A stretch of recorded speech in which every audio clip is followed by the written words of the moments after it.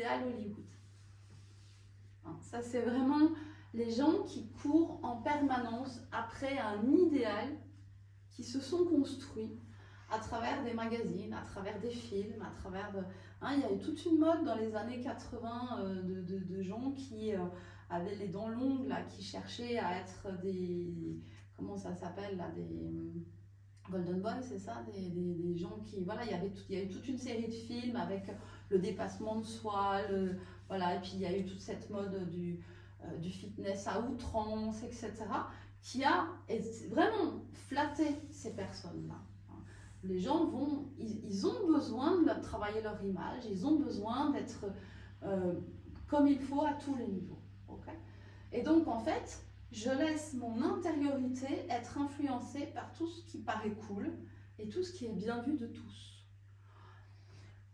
La mode des influenceurs, c'est ça. Hein. Okay, c'est ça, en fait. Et donc, on arrive à avoir finalement des communautés entières de personnes qui sont des clones. Hein, on retrouve ça au niveau des styles vestimentaires, on trouve ça au niveau de la mode, on retrouve ça au niveau des métiers tendances. Hein. Et pour reprendre mon exemple des vacances, donc c'est les gens qui vont avoir besoin de vacances, mais ils ne vont pas se poser la question de savoir s'ils ont besoin d'être à la campagne ou s'ils ont besoin d'être à la mer ou ça. Ils vont se dire, ouais, c'est quoi la destination tendance cette année? Hein, donc on a eu plein de gens qui sont partis à Dubaï, là, avec ouais, c'était la destination, quoi. Hein, ils n'ont pas réfléchi s'ils allaient avoir trop chaud. Hein. Okay, mais c'est ça. Okay, c'est l'endroit où il faut être, où il faut se montrer. La personne, hein, c'est tous les. Moi, je me marre sur LinkedIn, hein, surtout ici au Luxembourg.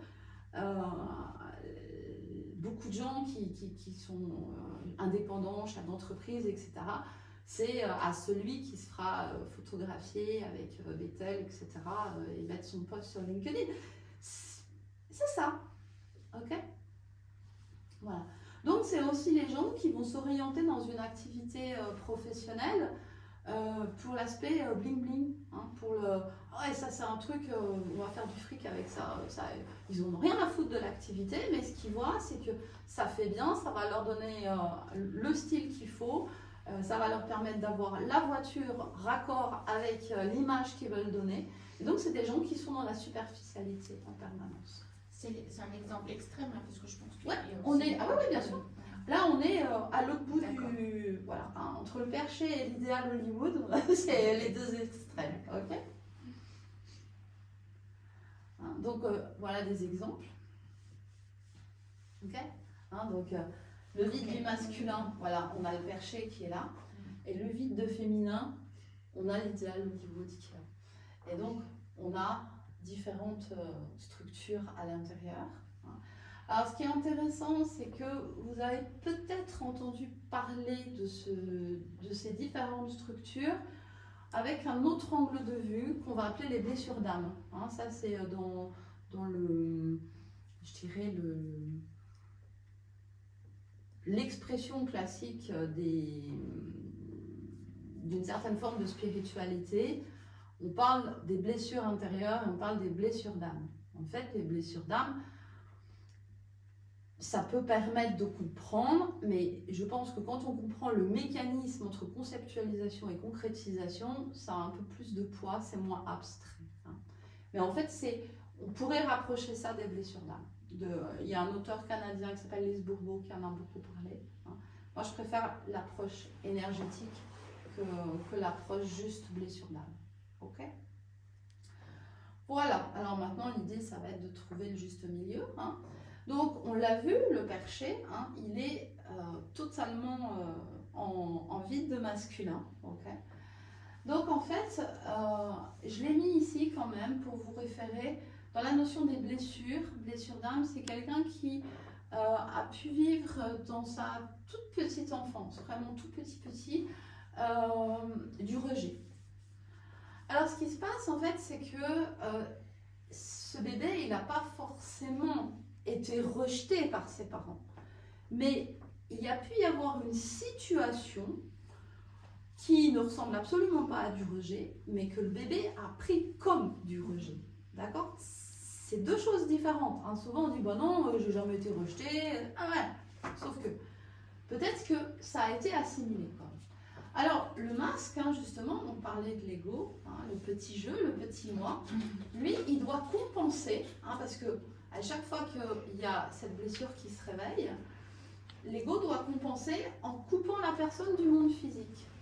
Pourquoi? Parce qu'en fait, cette personne, étant donné qu'elle n'est pas du tout dans la matière, elle n'est pas du tout dans l'action, elle est vraiment intériorisée énormément, ben, elle a peur de l'existence, elle a peur du matériel, elle a peur du concret. Hein. Donc c'est des gens, alors ce qui est assez marrant, c'est que c'est des gens qui ont peur du concret, mais ils ont aussi peur de ne pas avoir assez d'argent. Alors que l'argent, c'est quelque chose qui est extrêmement concret. Hein. Mais en fait, il y a une peur de l'existence. Et donc, bien souvent, ils se raccrochent à la notion d'argent pour essayer de faire en sorte que l'existence soit pas trop compliquée. Ça leur permet d'adoucir leur peur de l'existence. Ils se disent, bah, si j'ai un peu d'argent, je pourrais quand même régler mes problèmes et je pourrais quand même me débrouiller. D'accord? Donc ça, c'est une peur importante hein, chez ces personnes. Peur de la vie en général, peur de s'impliquer, hein, des personnes qui paniquent facilement. C'est normal qu'elles paniquent facilement parce qu'elles n'arrivent pas à passer à l'action. Donc en fait, elles subissent beaucoup. Donc fatalement, dès qu'il y a un truc qui leur arrive, c'est panique à bord. En amour, c'est ce que Véronique Cohn, une auteure que je vous invite à suivre sur YouTube, je vais vous noter son nom là.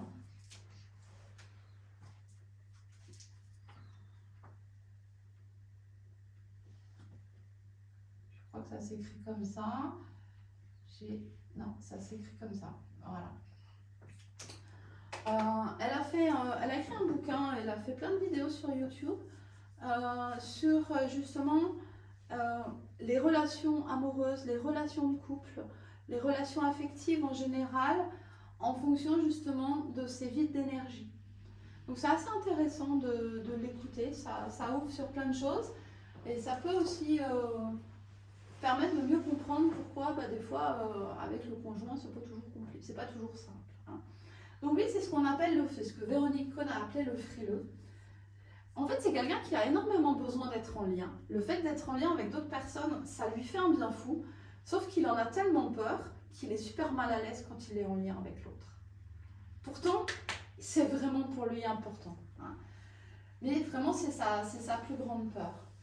Voilà. Donc, c'est des gens, évidemment, comme ils ne sont pas incarnés dans la matière, tout ce qui va être en relation sexuelle, etc., c'est pas du tout recherché, sauf effectivement pour avoir des enfants. Hein.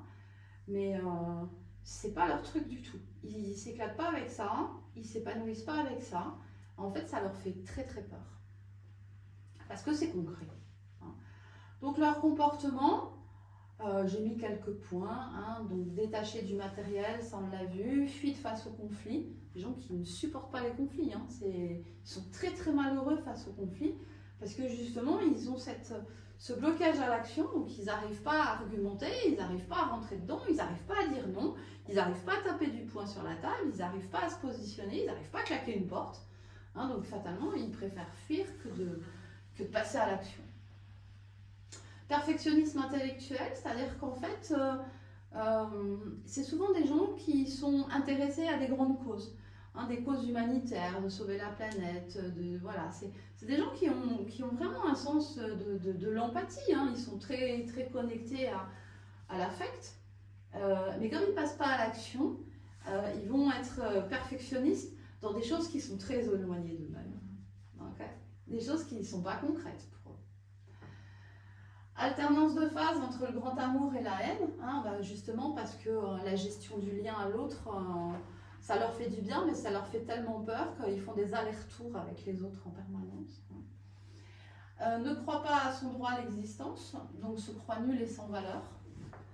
Quelque part, leur ego, il appuie là-dessus, parce qu'en fait, le petit ego, il va chercher à les couper du monde physique.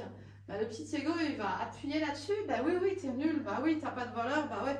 Avant de t'installer à ton compte, va falloir que tu fasses 50 formations. Hein. Puis à la 50e formation, il faudra que tu en fasses une 51e. Hein, de manière à toujours repousser l'échéance de la concrétisation. Hein. Okay. Donc c'est là où ça devient très souffrant. Parce que c'est des gens qui ont vraiment envie de faire des choses mais ils n'arrivent pas à concrétiser.